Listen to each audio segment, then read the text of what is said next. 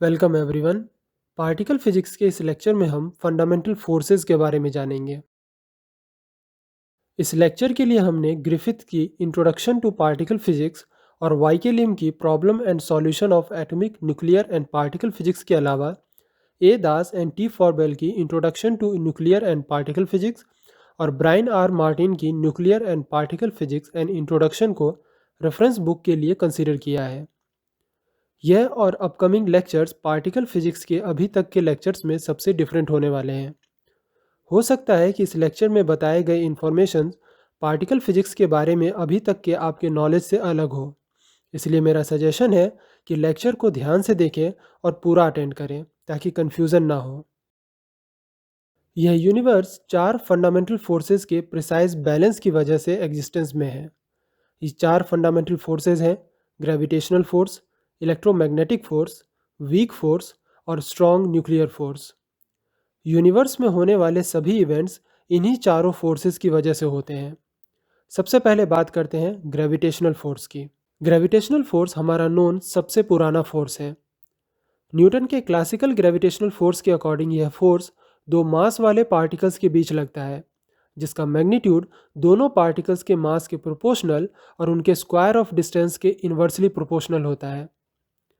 Gravitational force एक inverse square force है। That means particles के बीच का डिस्टेंस बढ़ने के साथ साथ इसकी स्ट्रेंथ घटती जाती है।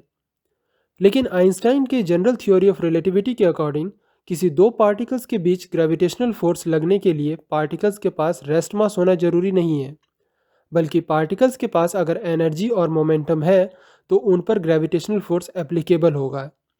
इसी के अकॉर्डिंग लाइट भी ग्रेविटेशनल फोर्स को एक्सपीरियंस कर पाती है।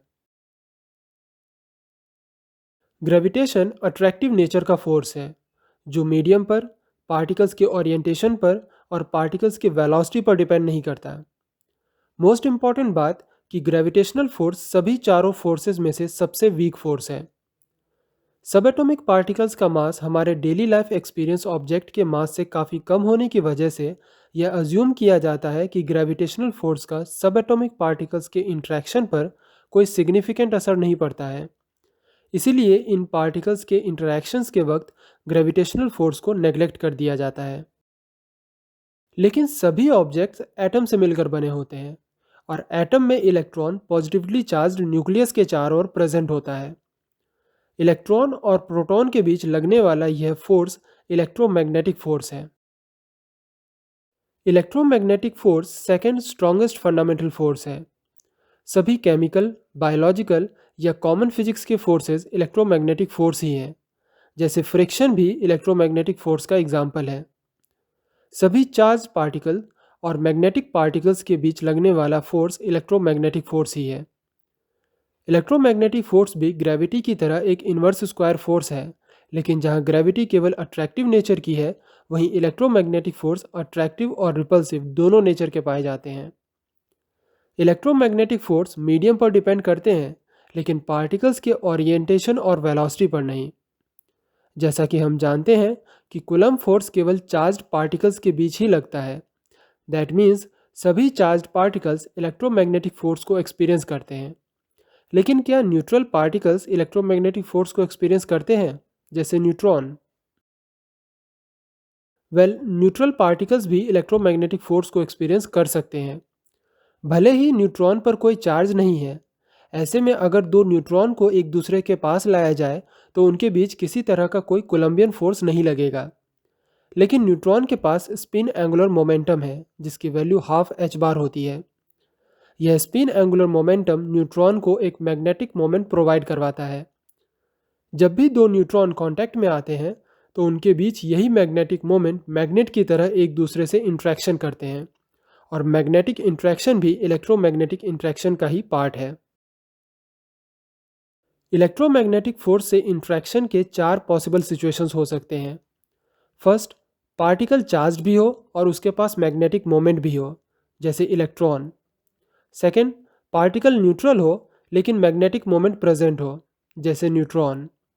थर्ड, पार्टिकल चार्ज तो हो लेकिन उसके पास मैग्नेटिक मोमेंट ना हो, जैसे चार्ज्ड पायॉन जिसका स्पिन जीरो होता है। फोर्थ, पार्टिकल के पास ना तो चार्ज हो और ना ही मैग्नेटिक मोमेंट हो, जैसे न्यूट्रल पायॉन। न्यूट्रल पायॉन इलेक्ट्रोमैग्नेटिक फोर्स के साथ इंट्रैक्शन नहीं करते हैं। ओके, तो इलेक्ट्रॉन और प्रोटॉन के ऑपोजिट चार्जेस की वजह से इनके बीच अट्रैक्टिव इलेक्ट्रोमैग्नेटिक फोर्स काम करता है। लेकिन न्यूक्लियस के अंदर तो कई पॉजिटिवली चार्ज प्रोटॉन बहुत ही स्मॉल रेंज में एक साथ रहते हैं, जबकि इनके बीच रिपल्सिव इलेक्ट्रोमैग्नेटिक फोर्स लग रहा है। फिर न्यूक्लियस स्टेबल कैसे है? यह तभी हो सकता है जब न्यूक्लियस के अंदर इलेक्ट्रोमैग्नेटिक फोर्स से कहीं ज़्यादा स्ट्रॉन्ग फोर्स प्रेजेंट हो। इसे स्ट्रॉन्ग न्यूक्लियर फोर्स कहते हैं। स्ट्रॉन्ग न्यूक्लियर फोर्स अपने नाम की तरह ही स्ट्रॉन्गेस्ट फंडामेंटल फोर्स है। यह ग्रेविटी और इलेक्ट्रोमैग्नेटिक की तरह एक सेंट्रल फोर्स नहीं है, ना ही इनवर्स स्क्वायर लॉ को फॉलो करता है। Nuclear force charge independent but spin, orientation और वेलोसिटी डिपेंडेंट होते हैं। नॉर्मली इस फोर्स का नेचर अट्रैक्टिव होता है, लेकिन पार्टिकल्स के बीच का सेपरेशन बहुत कम होने पर इसका नेचर रिपल्सिव हो जाता है। चूंकि स्ट्रॉन्ग फोर्स चार्ज इंडिपेंडेंट होते हैं, इसलिए प्रोटॉन प्रोटॉन, प्रोटॉन न्यूट्रॉन और न्यूट्रॉन न्यूट्रॉन के बीच सेम फोर्स अप्लाई होता है। इसकी वजह से न्यूक्लियस के अंदर इतने कम रेंज में भी प्रोटॉन्स एक साथ रह पाते हैं। रेडियो एक्टिविटी की डिस्कवरी के साथ ही एक अजीब बात सामने आई कि बीटा माइनस डीके में न्यूक्लियस के अंदर से इलेक्ट्रॉन बाहर निकल रहे थे, जबकि न्यूक्लियस के अंदर तो इलेक्ट्रॉन होते ही नहीं हैं। इसे एक्सप्लेन करने के लिए एक न्यू फोर्स को इंट्रोड्यूस किया गया, जिसे वीक फोर्स कहते हैं। यह फोर्स डीके प्रोसेस के लिए रिस्पॉन्सिबल है। वीक फोर्स सिर्फ नाम का वीक फोर्स है। एक्चुअल में यह ग्रेविटेशनल फोर्स से 10⁻25 टाइम्स ज़्यादा स्ट्रॉन्ग है। अब चारों फोर्सेस को कंपेयर करते हैं। चारों ही फंडामेंटल फोर्सेस किसी दो पार्टिकल्स के बीच किसी फील्ड की वजह से नहीं, बल्कि पार्टिकल्स के एक्सचेंज की वजह से अप्लाई होते हैं। इन पार्टिकल्स को एक्सचेंज पार्टिकल या मीडिएटर पार्टिकल या फिर क्वांटा ऑफ फोर्स भी कहते हैं। सबसे पहले बात करते हैं ग्रेविटेशनल फोर्स की।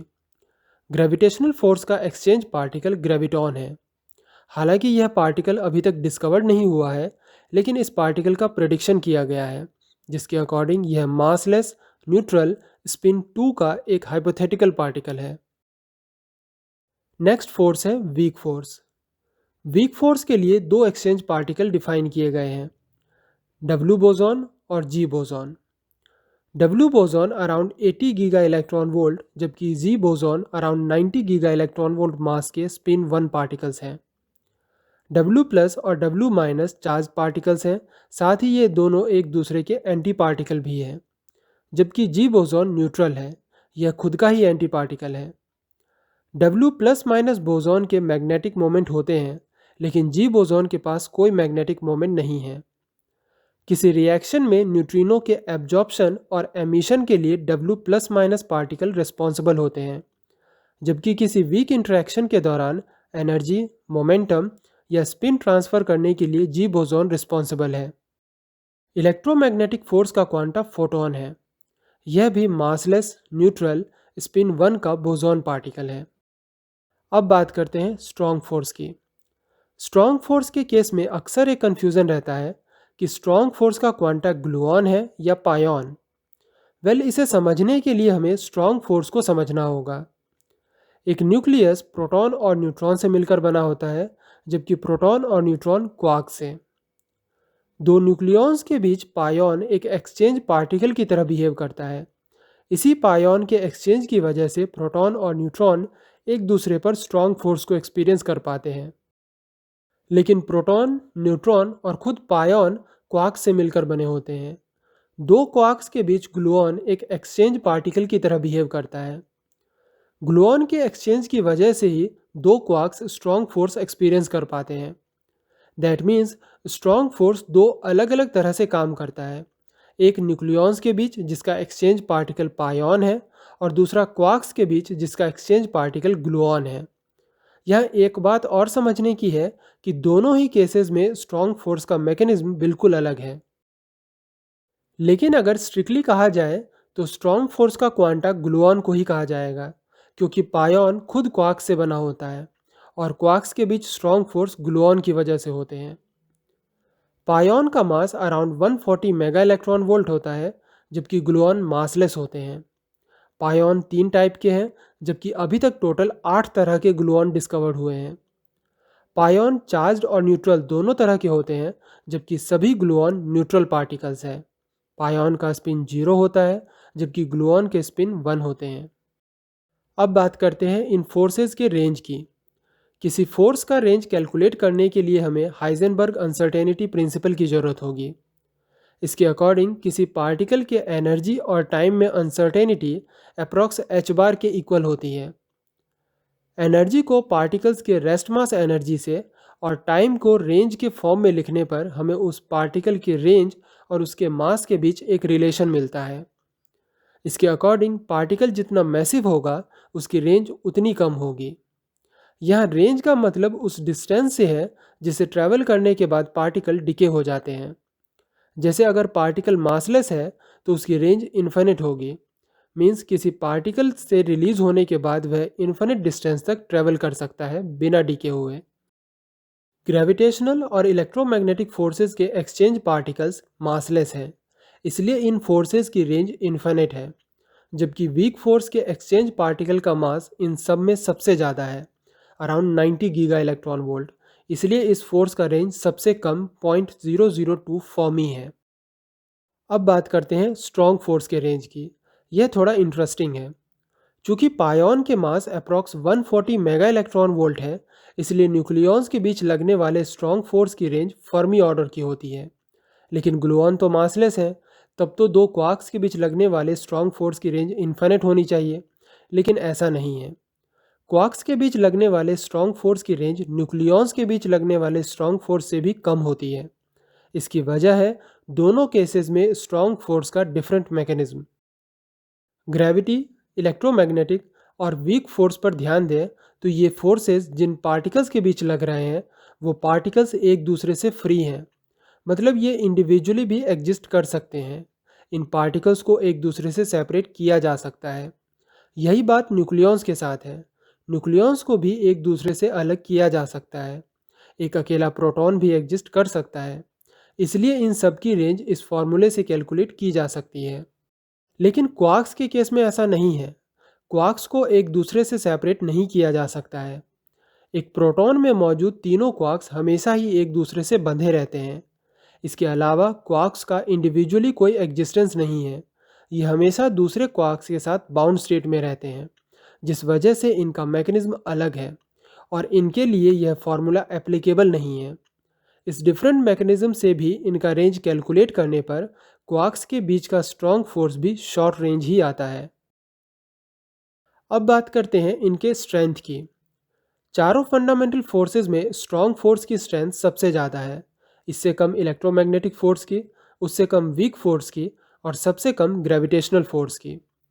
इनके स्ट्रेंथ का कंपैरिजन करें तो अगर स्ट्रॉन्ग फोर्स की स्ट्रेंथ 1 है तो इलेक्ट्रोमैग्नेटिक फोर्स की स्ट्रेंथ 10⁻², जबकि वीक फोर्स की स्ट्रेंथ 10⁻13 और ग्रेविटेशनल फोर्स की स्ट्रेंथ 10⁻42 होगी। लेकिन स्ट्रेंथ का मतलब क्या है? जिस फोर्स की स्ट्रेंथ जितनी ज़्यादा होगी उस फोर्स की वजह से पार्टिकल का डिके उतनी जल्दी होगा। जैसे यह एक न्यूक्लियर रिएक्शन है। अगर यह डिके स्ट्रॉन्ग फोर्स की वजह से होता है तो इसका डिके जल्दी होगा, क्योंकि स्ट्रॉन्ग फोर्स की स्ट्रेंथ सबसे ज़्यादा है। मीन्स इस डिके रिएक्शन का मीन लाइफ टाइम सबसे कम होगा। लेकिन अगर यह डिके इलेक्ट्रोमैग्नेटिक इंट्रैक्शन की वजह से होता है तो इसका मीन लाइफ टाइम बढ़ जाएगा। जबकि वीक इंट्रैक्शन से होने वाले डिके पार्टिकल्स का मीन लाइफ टाइम तीनों में सबसे ज़्यादा होता है। स्ट्रॉन्ग रिएक्शंस का mean life time around 10⁻24 seconds है। वहीं इलेक्ट्रोमैग्नेटिक इंट्रैक्शंस के लाइफ टाइम 10⁻24 से 10⁻16 सेकेंड्स के बीच होते हैं। जबकि वीक डिकेज के लाइफ टाइम इन दोनों के कंपैरिजन में ज़्यादा है, अराउंड 10⁻13 से 10⁻6 सेकेंड्स। ग्रेविटेशनल फोर्स का स्ट्रेंथ बहुत ही कम होने की वजह से पार्टिकल के डिके में ईयर्स लग जाते हैं। जून 2019 CSIR नेट एग्ज़ाम में एक क्वेश्चन पूछा गया था, the mean life time of the following decays are. इस क्वेश्चन में तीनों डिके पार्टिकल्स के मीन लाइफ टाइम का करेक्ट ऑर्डर बताना है। इसके लिए हमें चेक करना होगा कि तीनों डिके पार्टिकल्स किस फोर्स की वजह से डिके हो रहे हैं। इसे हम नेक्स्ट लेक्चर में डिस्कस करेंगे। फिलहाल के लिए आपको बता दें कि फर्स्ट रिएक्शन स्ट्रॉन्ग फोर्स की वजह से, सेकेंड इलेक्ट्रोमैग्नेटिक फोर्स की वजह से और थर्ड रिएक्शन वीक फोर्स की वजह से हो रही है। तो फर्स्ट रिएक्शन में पार्टिकल सबसे जल्दी डिके होगा, मीन्स इसका मीन लाइफ टाइम सबसे कम होगा, जबकि थर्ड रिएक्शन में वीक फोर्स की वजह से पार्टिकल का डिके काफ़ी स्लो होगा, मीन्स इसका मीन लाइफ टाइम सबसे ज़्यादा होगा। सो ऑप्शन 3 इनके मीन लाइफ टाइम का करेक्ट ऑर्डर है। इनके अलावा जो पार्टिकल जितने मैसिव होते हैं उनके लाइट मास पार्टिकल्स में डिके होने की प्रोबेबिलिटी उतनी ज़्यादा होती है, मीन्स मैसिव पार्टिकल्स के मीन लाइफ टाइम कम होते हैं। Now it's time for short notes. Gravitational force attractive nature का वीकेस्ट फंडामेंटल फोर्स है। यह फोर्स मास और मासलेस दोनों ही पार्टिकल्स पर एप्लीकेबल होते हैं। यह एक सेंट्रल फोर्स है जो इनवर्स स्क्वायर लॉ को फॉलो करता है। ग्रेविटेशनल फोर्स का क्वांटा ग्रेविटॉन है। ग्रेविटॉन मासलेस न्यूट्रल स्पिन 2 का एक हाइपोथेटिकल पार्टिकल है। ग्रेविटेशनल फोर्स की रेंज इनफाइनाइट, स्ट्रेंथ सबसे कम और लाइफ टाइम सबसे ज़्यादा होती है। Electromagnetic force second strongest fundamental force है। यह फोर्स सभी चार्ज्ड और मैग्नेटिक पार्टिकल्स पर एप्लीकेबल होते हैं। अगर किसी पार्टिकल के पास मैग्नेटिक मोमेंट है तो वह इस फोर्स को एक्सपीरियंस कर सकता है। इलेक्ट्रोमैग्नेटिक फोर्स भी सेंट्रल फोर्स है जो इनवर्स स्क्वायर लॉ को फॉलो करता है। इसका नेचर अट्रैक्टिव और रिपल्सिव दोनों है। इलेक्ट्रोमैग्नेटिक फोर्स का क्वांटा फोटॉन है। फोटॉन मासलेस न्यूट्रल स्पिन 1 का पार्टिकल है। इस फोर्स की range infinite, strength strong force से कम लेकिन वीक फोर्स से ज़्यादा होती है। वीक फोर्स न्यूक्लियर डीके के लिए रिस्पॉन्सिबल है। इस फोर्स का क्वांटा W और G बोसॉन है। ये दोनों ही पार्टिकल्स स्पिन 1 के मैसिव पार्टिकल हैं। W बोसॉन चार्ज्ड है जबकि G boson neutral. W boson weak interactions में न्यूट्रिनो के एमिशन और एब्जॉर्प्शन के लिए रिस्पॉन्सिबल है, जबकि G बोसॉन एनर्जी, मोमेंटम और स्पिन के ट्रांसफ़र के लिए। इस फोर्स की स्ट्रेंथ ग्रेविटेशनल फोर्स से ज़्यादा है, लेकिन एक्सचेंज पार्टिकल के हैवी मास की वजह से इसका रेंज 0.002 फर्मी ही है। Strong force strongest fundamental force है। यह नॉन सेंट्रल फोर्स है जिसका नेचर लार्ज डिस्टेंस पर अट्रैक्टिव होता है लेकिन बहुत ही शॉर्ट डिस्टेंस पर रिपल्सिव। इस फोर्स का क्वांटा पायोन और ग्लूऑन है। अगर स्ट्रॉन्ग फोर्स दो न्यूक्लियॉन्स के बीच लग रहे हैं तो पायोन एक्सचेंज पार्टिकल की तरह बिहेव करता है, लेकिन अगर दो क्वार्क्स के बीच स्ट्रॉन्ग फोर्स लग रहा है तो ग्लूऑन एक्सचेंज पार्टिकल की तरह बिहेव करता है। Gluon massless neutral spin 1 particles हैं। इस फोर्स की स्ट्रेंथ सबसे ज़्यादा और रेंज फर्मी ऑर्डर की होती है। किसी फोर्स की स्ट्रेंथ यह इंडिकेट करती है कि उस फोर्स में पार्टिकल्स का डिके कितना फास्ट होगा। अगर आप चाहें तो इस लेक्चर के डिटेल PDF नोट्स डाउनलोड कर सकते हैं। नोट्स डाउनलोड करने के लिए आप हमारे पेट्रियन पेज का मेंबरशिप ले सकते हैं या फिर डिस्क्रिप्शन में दिए गए लिंक से डायरेक्ट भी डाउनलोड कर सकते हैं।